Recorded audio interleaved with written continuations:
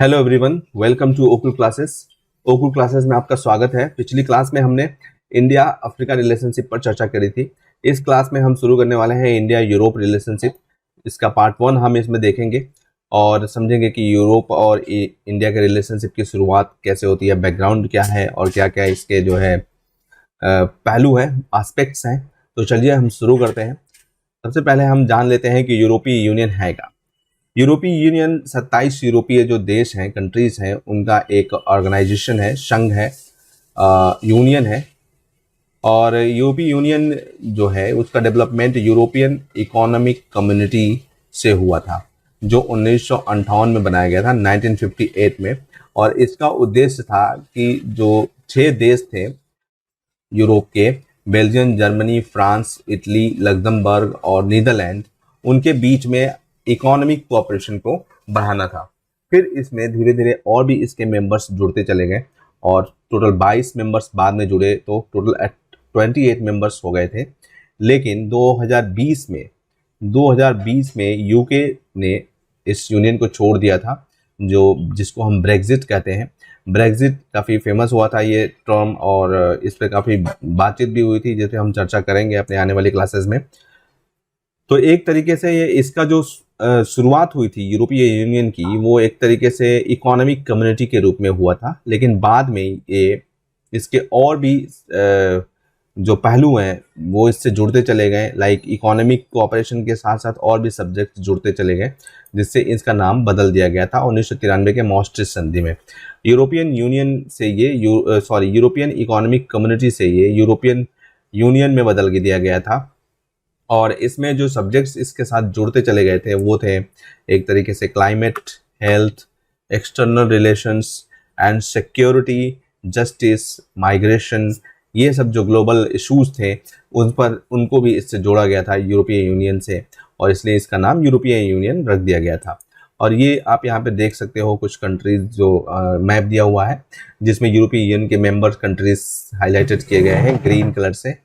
ठीक है, तो इसमें आप यहाँ पे चाहो तो देख सकते हो ये नॉर्डिक जो स्कैंडिनेवियन नेशंस हैं, लाइक स्वीडन, फिनलैंड, और उसके बाद से ये जो अफ्रीका यूएसएसआर से संबंधित देश थे, एस्टोनिया, लाटविया, लिथुआनिया, और अब इधर आयरलैंड, डेनमार्क, पोलैंड, जर्मनी, ये लग्जमबर्ग है। लग्जमबर्ग एक छोटा सा लैंड लॉक्ड कंट्री है। फ्रांस, स्पेन, पुर्तगाल, इटली, स्लोवेनिया, क्रोएशिया, ऑस्ट्रिया, चेक Republic, Slovakia, Hungary, Romania, Bulgaria, Greek और साइप्रस, माल्टा, पुर्तगाल, ये सब कंट्रीज इसमें मिलकर के 27 कंट्री मेंबर कंट्रीज हैं जो यूरोपीय यूनियन के सदस्य हैं। यूरोपीय यूनियन के अंदर ही जो है एक शेंजन जोन भी है।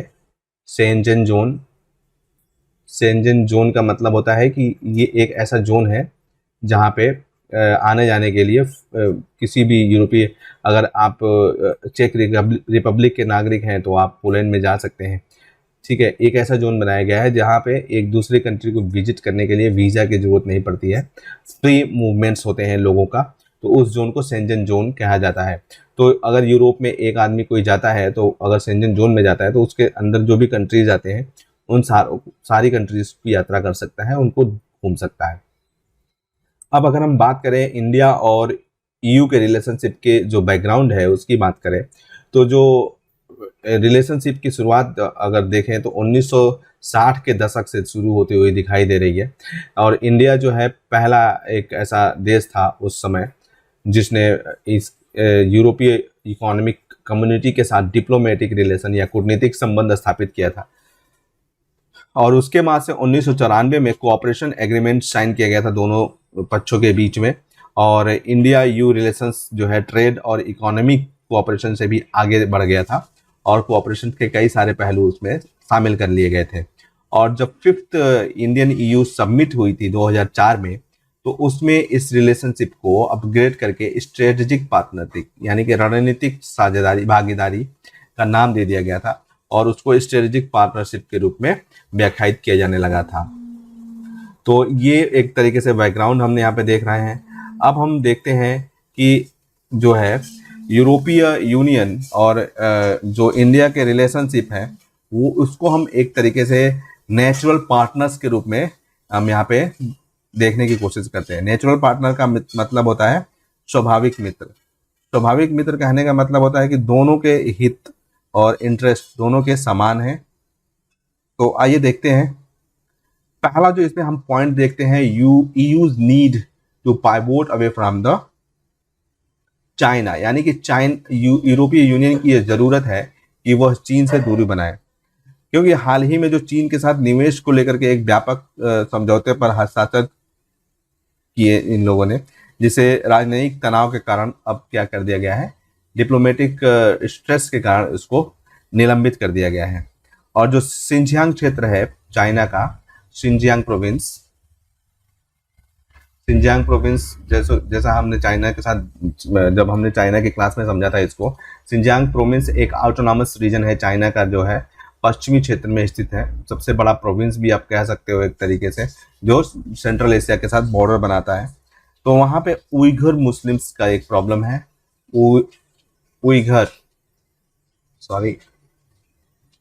उइघुर का मतलब, उइघुर मुस्लिम जो है एक टर्किक ओरिजिन के मुस्लिम्स हैं, ठीक है। और ये यहाँ पे अल्पसंख्यक एक तरीके से अब है, और इनकी सहायता के लिए यूरोपीय संघ द्वारा चीन के खिलाफ जो है प्रतिबंध लगाया गया था इनकी सहायता के लिए, जिसके जवाब में चीन ने ईयू के कुछ सदस्यों पर प्रतिबंध लगा दिया था। और इसके चलते जो है यूरोपीय संसद इस जो समझौता हुआ था, कंप्रहेंसिव जो एग्रीमेंट हुआ था, उसका विरोध किया गया था। तो इस तरीके से जो है चाइना को ईयू से अलग करने की कोशिश करी गई थी। दूसरा अगर पॉइंट हम देखें तो वो है इकोनॉमिक लॉजिक, यानी आर्थिक जो है तर्क क्या दिया जाता है कि यूरोपीय संघ भारत का सबसे बड़ा व्यापारिक साझेदार है, और जो निर्यात के लिए दूसरा सबसे बड़ा निर्यात का क्षेत्र है जहाँ पे भारत का निर्यात होता है, जिससे कि मजबूत भारतीय और यूरोपीय संघ के आर्थिक संबंध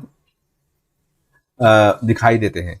तो इसके अलावा भारत घरेलू जो मैन्युफैक्चरिंग उसका बेस है उसको विकसित करने पर ध्यान केंद्रित कर रहा है। तो इसी के क्रम में जो है खुले जो ओपन ट्रेड के लिए अपनी प्रतिबद्धता को भी भारत दिखाना चाहता है यूरोपीय यूनियन को। तो ये एक इकोनॉमिक लॉजिक है, ठीक है।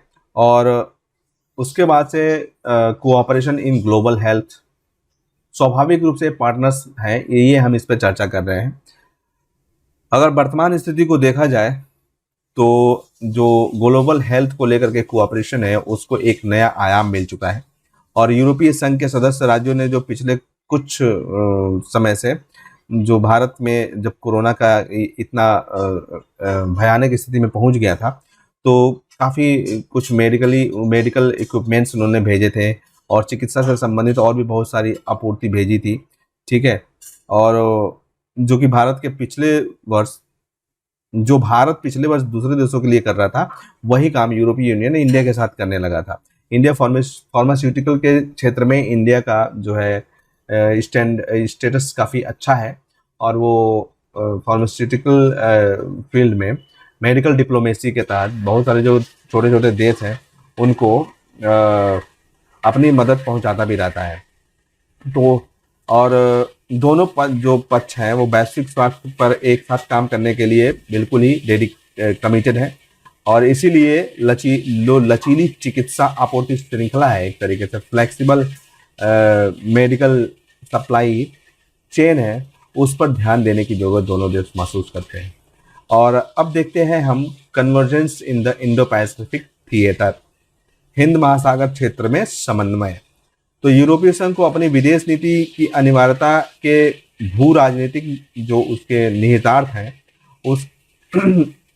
उसके लिए उनको मजबूर किया गया, एक तरीके से जो परिस्थितियां बनी उसमें।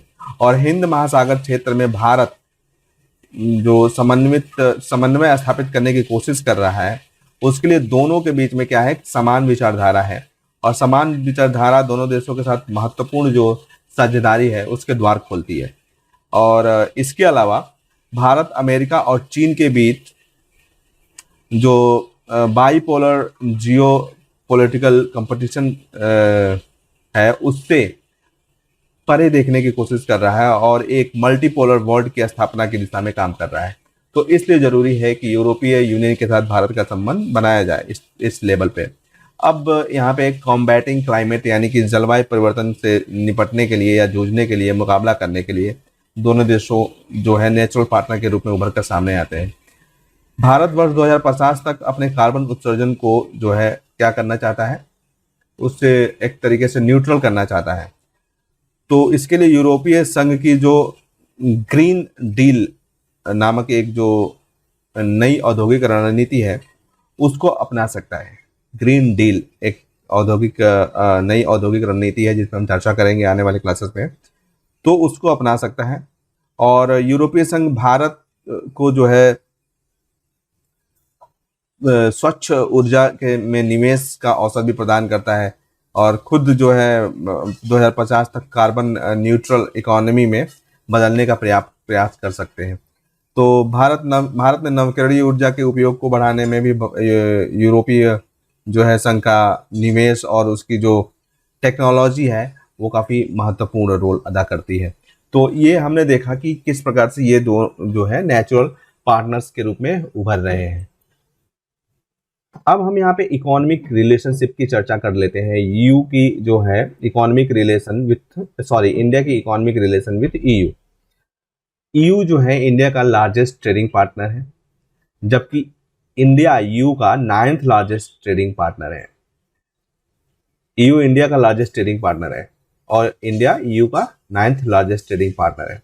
और ईयू जो है 2nd लार्जेस्ट डेस्टिनेशन है for the Indian exports after the United states. United states के बाद जो है 2nd लार्जेस्ट डेस्टिनेशन है इंडिया का एक्सपोर्ट के लिए। और the 27 nations EU as a whole was India's largest trading partner in 2018। 2018 में जो 27 देशों का समूह है यूरोपीय यूनियन सॉरी वो एक लार्जेस्ट ट्रेडिंग पार्टनर था इंडिया का।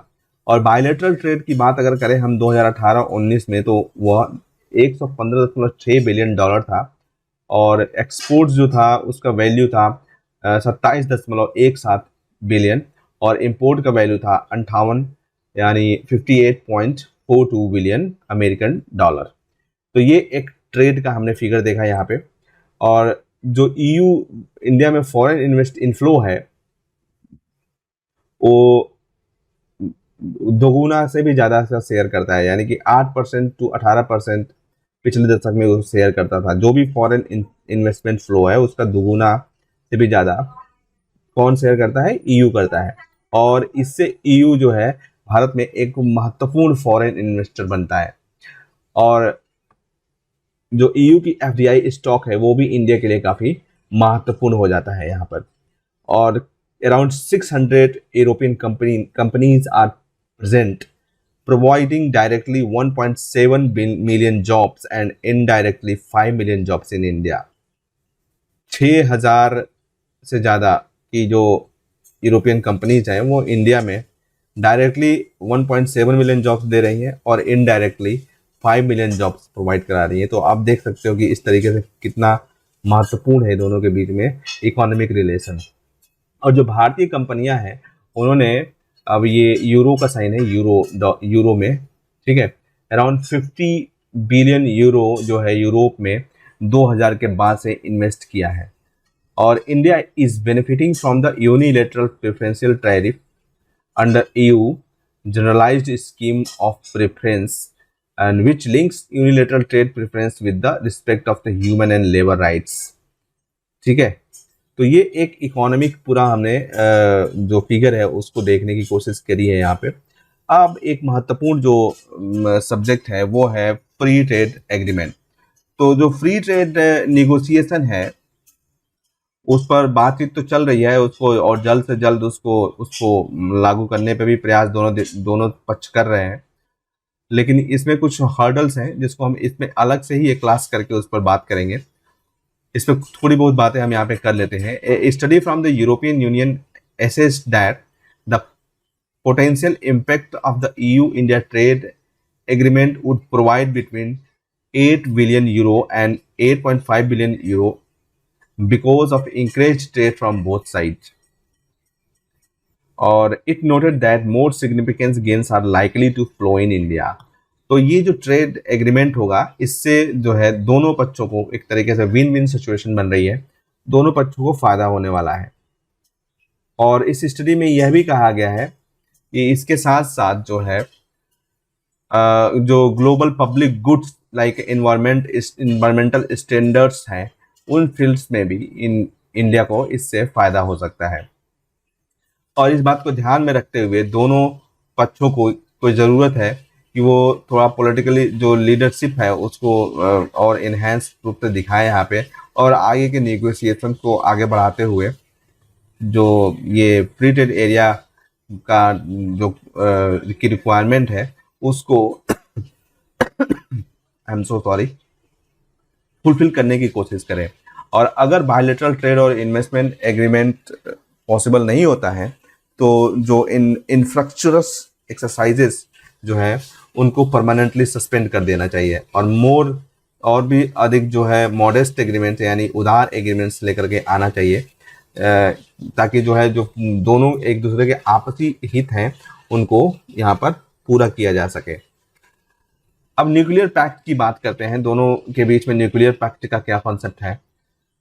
Ahead of the 15th India EU summit, जो 15वीं इंडिया EU समिट हुई थी, उससे आगे बढ़कर दोनों साइड्स जो है सिविल न्यूक्लियर कोऑपरेशन एग्रीमेंट को 13 सालों की बातचीत के बाद जो है फाइनलाइज कर दिया गया है दोनों साइड्स के बीच में। और ये जो है यूरोपियन एटॉमिक एनर्जी कम्युनिटी, यूरोटॉम उसको बोलते हैं, और इंडियन अथॉरिटीज के बीच में हुआ था। और इस पर इसका जो फोकस है वो है EU के जो रिसर्च प्रोग्राम्स हैं कि कैसे नए तरीके से न्यूक्लियर एनर्जी का प्रयोग किया जाए, और उसी तरीके से किस प्रकार से इंडिया में उन एक्टिविटीज़ को प्रमोट किया जाए, इस पर जो है सहयोग को लेकर के ये फोकस दोनों पक्षों के बीच में है। इसी तरीके से it would involve collaboration in the civil nuclear sector. जो सिविल न्यूक्लियर सेक्टर है, सिविल न्यूक्लियर सेक्टर का मतलब होता है कि नागरिक यूज़ के लिए, यानी कि ऊर्जा के लिए, परमाणु ऊर्जा के लिए, परमाणु हथियारों के लिए नहीं, उसको मिलिट्री यूज़ बोलते हैं।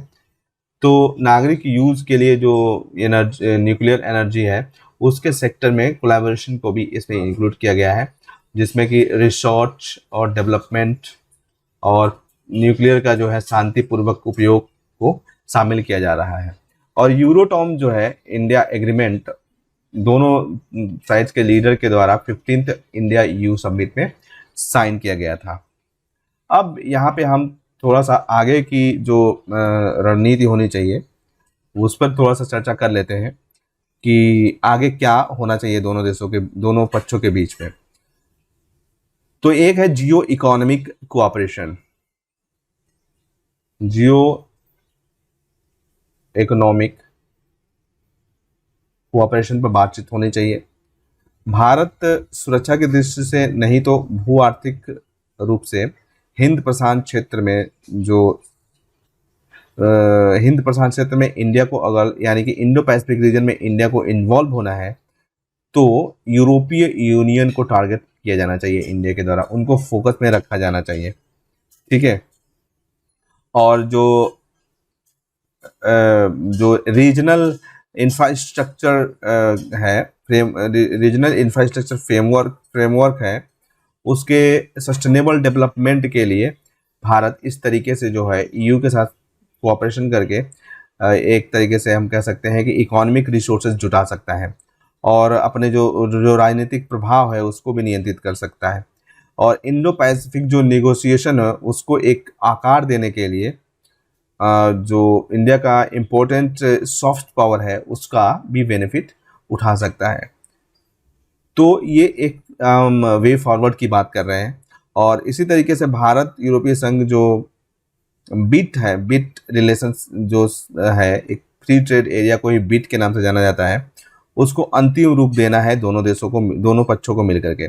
भारत और यूरोपीय संघ एक मुक्त व्यापार सौदे पर बातचीत कर रहे हैं जो कि 2007 से ही लंबित है। हमने पहले भी इस पर चर्चा किया था।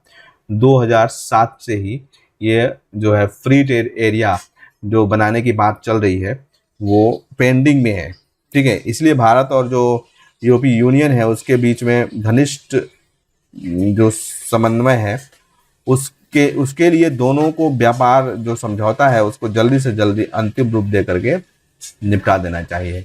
ये एक वे फॉरवर्ड के रूप में हम यहाँ पे बात कर रहे हैं। और कुछ जो इम्पोर्टेंट लीडर्स हैं उनके साथ भी सहयोग किया जाना चाहिए, जैसे कि वर्ष 2018 की शुरुआत में फ्रांस के राष्ट्रपति जो थे इमैनुअल मैक्रोन, उनकी भारत यात्रा हुई थी और उस समय रणनीतिक जो साझेदारी थी, स्ट्रेटजिक पार्टनरशिप, उसको फिर से एक तरीके से अलाइव करने की कोशिश करी गई थी, पुनर्जीवित करने के लिए एक जो है बृहद जो है ढांचा यानी फ्रेमवर्क बनाया गया था। और फ्रांस के साथ भारत की जो साझेदारी अब हिंद प्रशांत क्षेत्र में, जो हिंद प्रशांत क्षेत्र है, इंडो पैसिफिक रीजन, वहाँ पे फ्रांस के साथ भारत की साझेदारी अब एक महत्वपूर्ण स्टेप ले रही है। और इसके अलावा भारत को जो है ऑस्ट्रेलिया जापान मंच और फ्रांस और जो ऑस्ट्रेलिया के साथ त्रिपक्षीय वार्ता और अन्य जो शक्तियों के साथ बहुपक्षीय जो ग्रुप्स हैं, मल्टी लेटरल जो ग्रुप्स हैं, उनके नेटवर्क के अलावा अमेरिका के साथ अपनी जो साझेदारी है, जो पार्टनरशिप है, उसको भी उसका पूरक बनाना चाहिए, यानी कि उसको कॉम्प्लीमेंट्री बनाना चाहिए। तो ये एक तरीके से जो है काफ़ी महत्वपूर्ण हो जाता है कि इंडिया ईयू के रिलेशनशिप को एनहेंस किया जाए। इंडिया ईयू का रिलेशनशिप इसलिए भी ज़रूरी है क्योंकि ईयू जो है यूएस के साथ काफ़ी क्लोज रिलेशन में रहते हैं, वेस्टर्न कंट्रीज, और ये सारे जो देश हैं ना वो चाइना के एक तरीके से डोमिनेंस को रोकने का ही प्रयास करते रहते हैं। तो चाइना के डोमिनेंस को रोकने के लिए जैसा कि बेल्ट एंड रोड इनिशिएटिव का अल्टरनेट G8 के कंट्रीज लेकर के आए, ठीक है। तो चाइना को इंडिया को चाइना को बैलेंस करने के लिए ईयू का सहयोग काफ़ी ज़रूरी है, क्योंकि चाइना जिस तरीके से इंडो पैसिफिक रीजन में, हिंद महासागर में belt and road initiative, maritime silk road और जो स्ट्रिंग ऑफ पोल्स की पॉलिसी के साथ जो है इंडिया को घेरने की कोशिश कर रहा है, तो इंडिया यहाँ पे क्या है कि अकेले इससे निपट नहीं सकता, क्योंकि चाइना के पास जो संसाधन है, जो रिसोर्सेज हैं, वो काफ़ी ज़्यादा है और इंडिया के पास उसको काउंटर करने के लिए, उससे निपटने के लिए उस तरीके के रिसोर्सेज नहीं है, संसाधन नहीं है। तो इंडिया को संसाधन जुटाना पड़ेगा और इसके लिए ईयू जो है एक बढ़िया सोर्स हो सकता है। और ईयू के माध्यम से इंडिया जो और भी जैसे यूएसए है, ऑस्ट्रेलिया है, इंडो पैसिफिक रीजन में, इन कंट्रीज़ के साथ भी अपने रिलेशनशिप को काफ़ी महत्वपूर्ण रूप से ग्रो कर सकता है, बना सकता है।